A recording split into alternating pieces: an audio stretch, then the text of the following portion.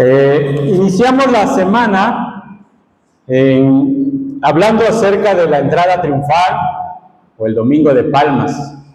Y hablábamos que el Señor entra a Jerusalén entre gritos de Hosana, el que viene en el nombre del Señor.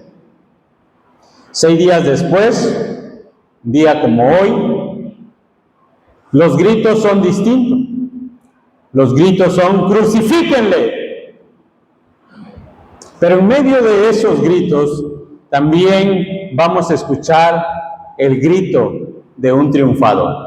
De eso vamos a estar meditando en esta tarde, y les invito a ir al libro de Lucas, el Evangelio de Lucas, donde hemos estado meditando a lo largo de esta semana.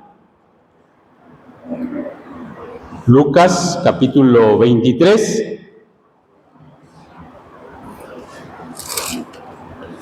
Quisiera que pudiéramos leer los primeros 12 versículos. ¿Ya lo tienen? Vamos a leerlo de manera alternada. Lucas capítulo 23, versículos 1 al 12. Levantándose entonces toda la muchedumbre de ellos, llevaron a Jesús a Pilato. Comenzaron a acusarle, diciendo: a este hemos salvado,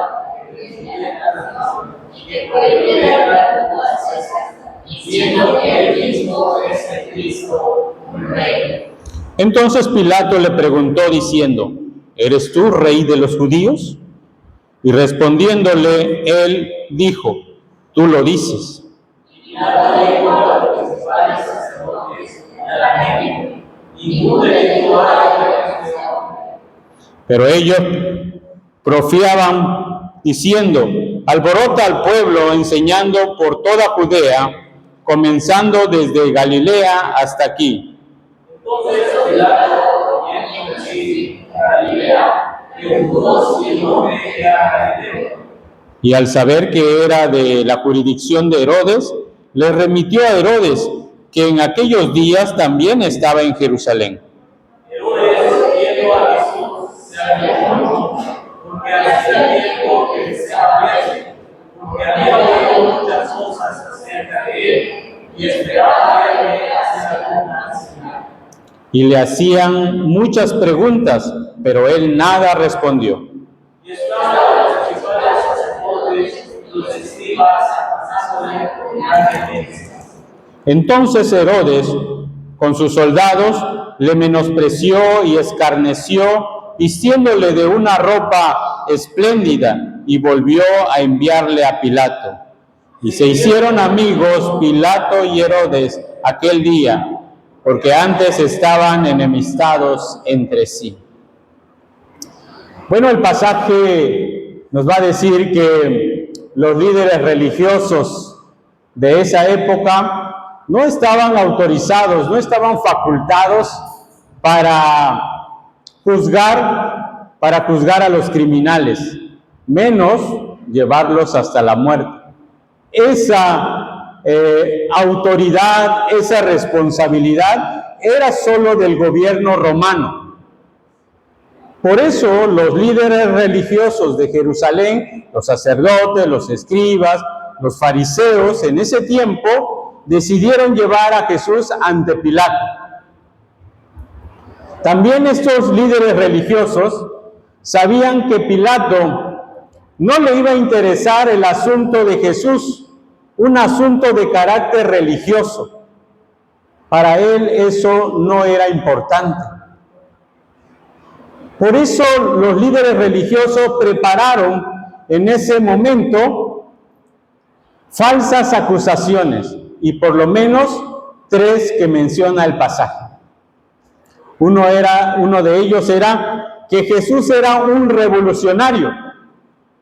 O sea, ellos decían: pervierte a la nación. Enseña a la nación ideas, ¿verdad? De rebelarse, de hacer cambios en el culto religioso, en la nación. Ellos lo veían así. De hecho, hasta hoy en día Jesús se le ve como un revolucionario, ¿no?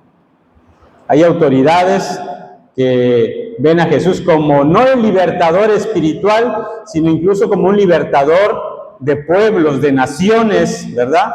Hay incluso una teología que se llama la teología de la liberación, que tiene que hablar, o habla más bien, de la libertad que debe haber en todas las naciones, sin que haya oprimidos. Pero Jesús hablaba también de que los siervos debían sujetarse a los amos, y que de los amos tenían que ser hombres también cuidadosos de sus siervos. En ningún momento escuchamos, ¿sí?, a un Jesús decir que se rebelaran los siervos contra sus amos. De hecho, esa idea continuó con el apóstol Pablo. ¿Se acuerdan que el apóstol Pablo habla una carta, ¿verdad?, en una carta a Filemón, que tuvo problemas con uno de sus siervos, llamado Onésimo, y él le indica que tiene que volver con su amo. Entonces, la idea de que Jesús era un revolucionario porque pervierte a la nación no fue suficiente. También dice que Jesús incitaba al pueblo a no pagar los impuestos, al César. ¿Se acuerdan que también en la semana, cuando hablábamos acerca de las controversias, ¿verdad?, una de ellas fue: ¿debemos pagar tributo al César? Y Jesús nunca dijo que no deberían pagarle tributo al César. Al contrario, ¿verdad? Él dijo: en esa moneda, ¿de quién está la inscripción? ¿De quién tiene la imagen esa moneda? Y ellos dijeron: del César. Pues den al César lo que es del César. El Señor nunca se rebeló, ¿verdad? Nunca propició al pueblo a no dar sus impuestos, sino cumplir con dar los impuestos a la nación para que vinieran los beneficios a la nación. Y tercero, ellos dijeron que Jesús se proclamaba ser rey porque se oponía al César, y lo decían así, diciendo que él mismo es el Cristo, un rey. Y de estos tres cuestionamientos, cuando Pilato lo vio, cuando vio a Jesús todo golpeado, porque fue golpeado en el patio del sumo sacerdote, fue abofeteado ahí, quizás con sangre en el rostro ya, y viendo ese rostro humilde, incapaz de todas las acusaciones que se le decía, no sé si la pregunta fue en un sentido irónico o sarcástico, que Pilato le pregunta: ¿eres tú el rey de los judíos? Así, en esa condición, así como estás, así como te presentas, ¿eres tú el rey de los judíos? Y vemos que Jesús solo responde: tú lo has dicho. Para Pilato, dice la escritura que leíamos, que no encontró argumentos necesarios para condenar a Jesús. No encontró argumentos para matarle, para llevarlo a la cruz. Y cuando dijeron que él era Galileo, pues dijo: bueno, este asunto le compete a Herodes. Y lo mandó con Herodes. El pasaje que leíamos dice que cuando llegó a Herodes, Herodes estaba feliz, encantado de ver a Jesús. ¿Sabe por qué dice? Porque ya tenía deseos de conocer a ese Jesús que hacía milagros, señales, ¿verdad? Había escuchado que había alimentado a 5,000, a 4,000, había calmado la tempestad, había sanado a ciegos, ¿sí? Bueno, Herodes estaba encantado de tener a Jesús delante de él. Pero Herodes pensaba en Jesús como una especie de un genio de la lámpara maravillosa, porque él esperaba que delante de él hiciera una señal. Quería ver uno de sus milagros, quería ver una escena del poder de Dios, del poder de ese Jesús. Y pensaba que podía manipular a este Jesús a su antojo, darle órdenes. Y qué equivocados a veces estamos también nosotros, ¿verdad? Pensando que la criatura ordena a su creador o que los súbditos le dan órdenes al rey. Hoy, en este día, mucha gente recordó a Jesús. Y mucha gente vio a Jesús como un espectáculo. Como Herodes quería, ese día quería que Jesús hiciera algo espectacular, algo a quien aplaudirle por lo que iba a hacer.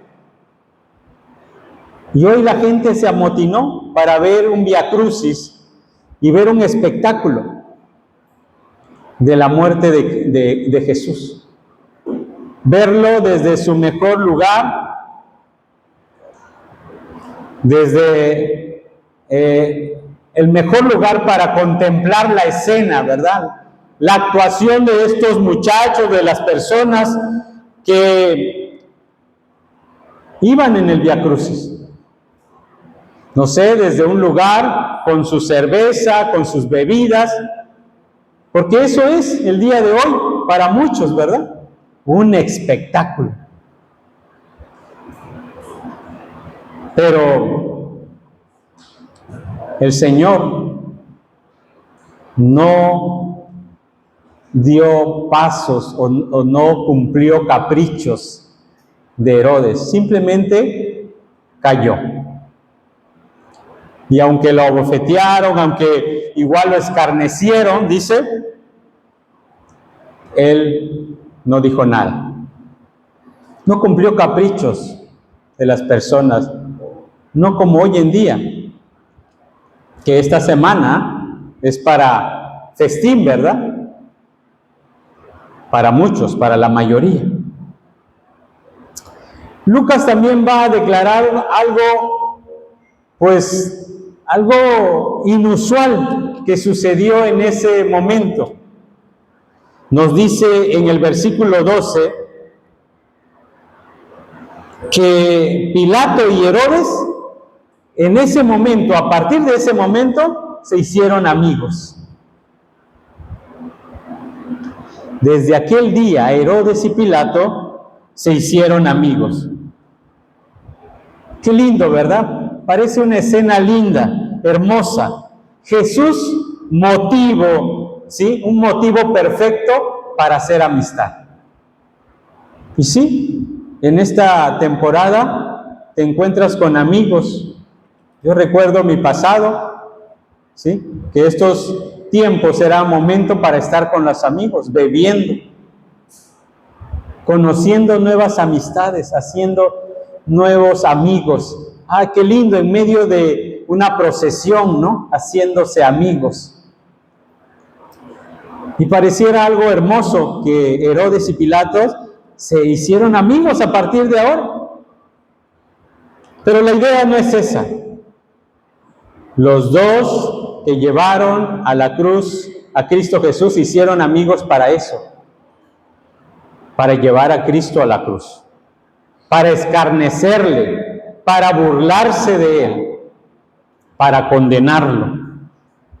Así es, muchos que hoy, entre comillas, se la pasaron bien o se la siguen pasando bien, se hicieron amigos solamente para burlarse del evento más importante para la humanidad, el Salvador dando su vida en una cruz.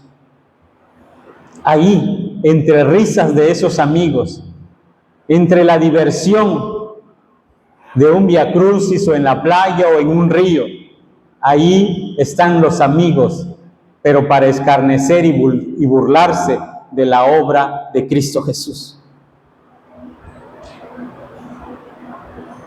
Lo siguiente que quiero mencionar: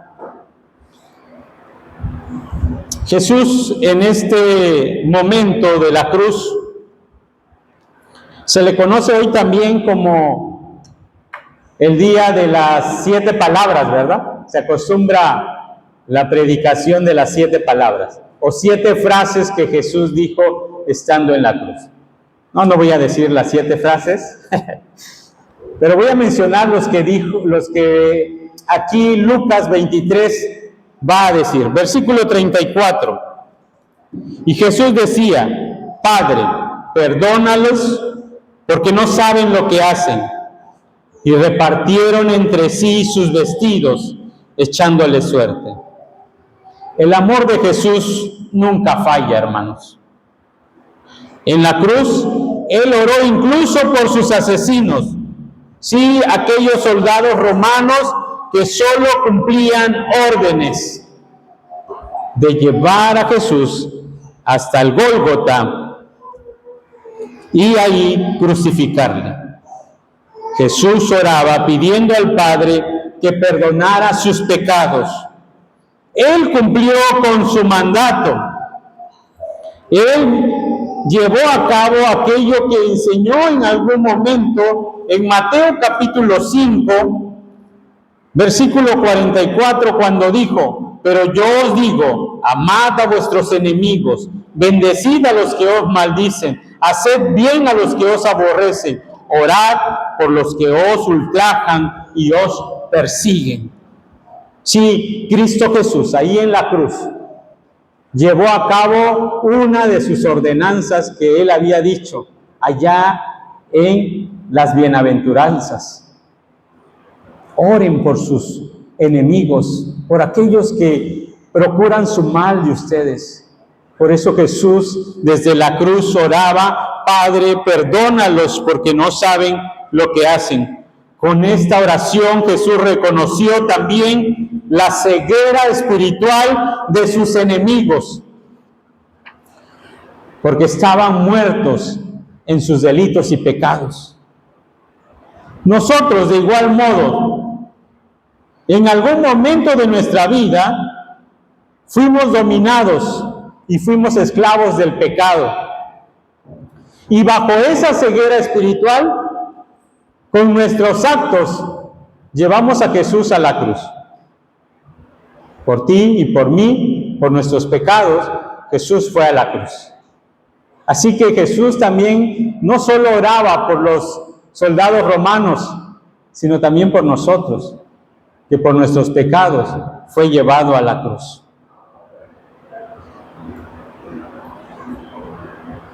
El Señor Jesús pedía al Padre que nos perdonara, porque no sabíamos lo que hacíamos.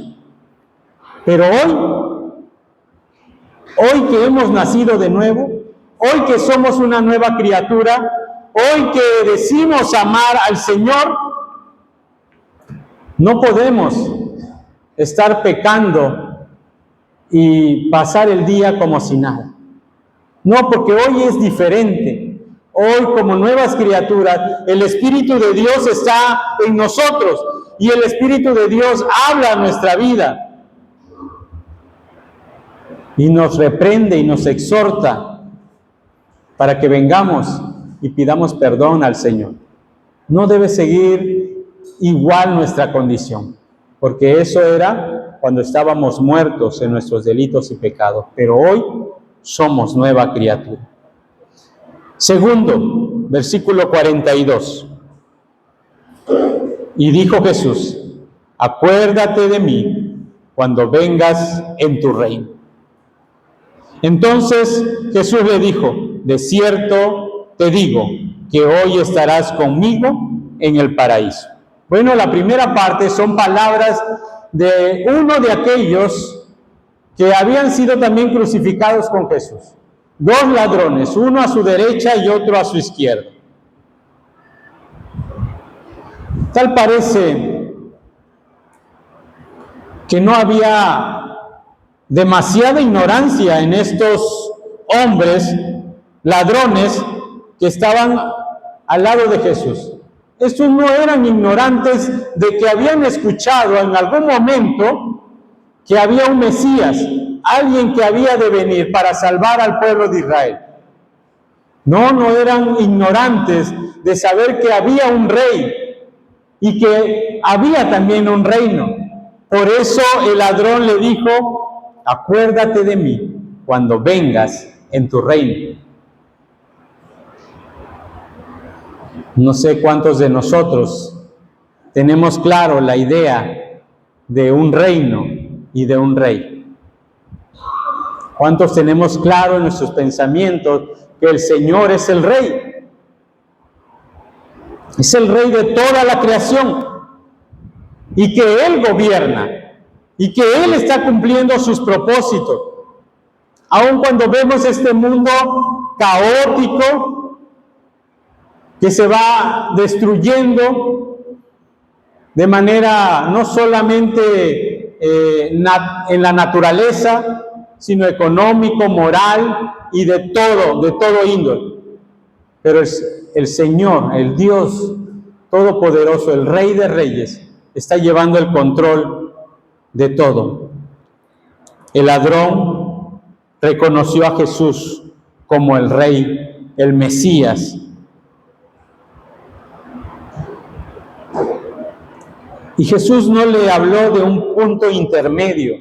No le dijo, bueno, vas a ir a padecer un tiempo, ¿no? Y después de estar ahí en el purgatorio, después nos vemos en el reino. No, Jesús no va a hablar de ese punto en ese momento. Él dice, hoy estarás conmigo en el paraíso. La realidad de un lugar, de un cielo, de un paraíso, de un lugar donde ya no hay sufrimiento, es inmediato, según las palabras de Jesús. No hay ideas de un lugar intermedio antes de ir al cielo.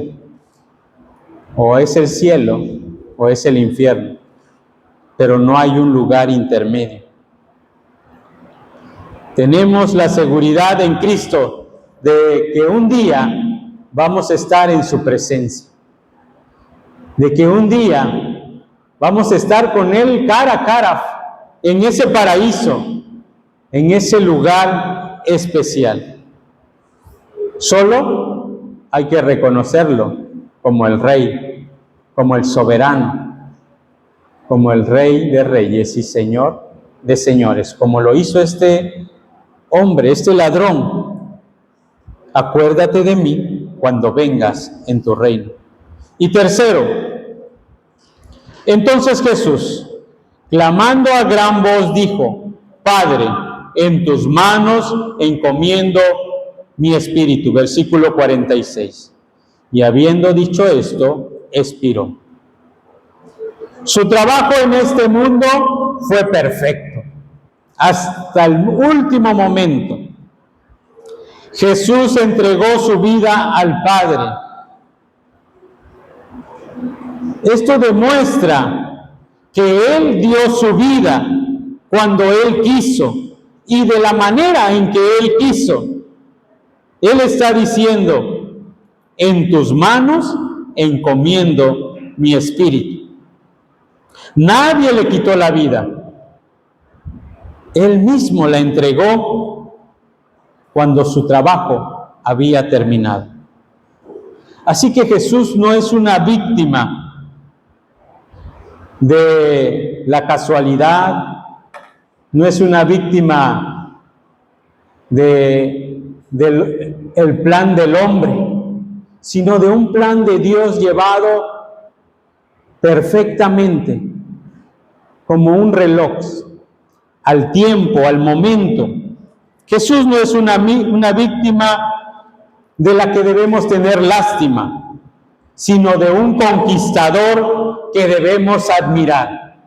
Hasta el último momento cumplió con el trabajo, con el plan del Padre de ir a la cruz y morir por nosotros.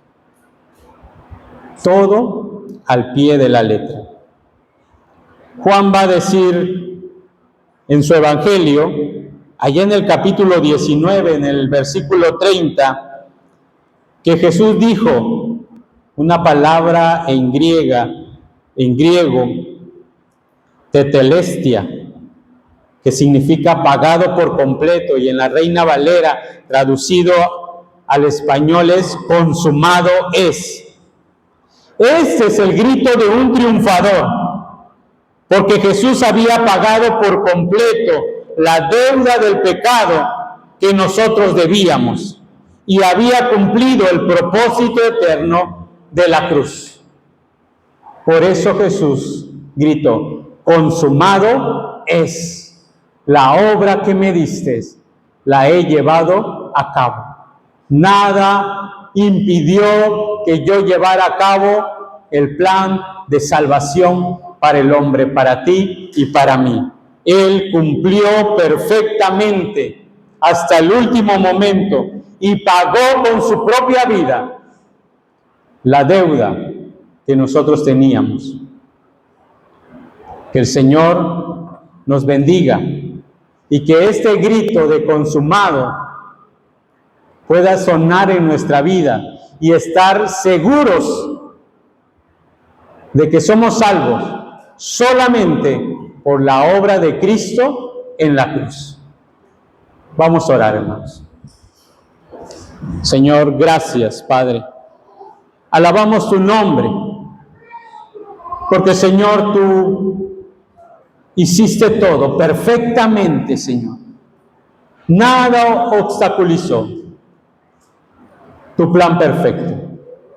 Y tu Hijo Jesucristo lo llevó a cabo. Estuvo dispuesto a pasar la burla, discípulos suyos que le entregaban, que le negaban, que se escondían, o líderes religiosos que estaban mintiendo, que estaban gritando crucifícale, o líderes políticos como Pilato y como Herodes, que se hicieron amigos para llevarlo a la cruz. Nada de eso obstaculizó tu plan perfecto, Señor. Y gracias a ello, hoy disfrutamos de esa consumación tuya, Padre, de esa consumación de la salvación perfecta. Nada más hay que hacer. Todo está completo. Muchas gracias, Señor. En Cristo Jesús. Amén. Dios les bendiga, hermanos.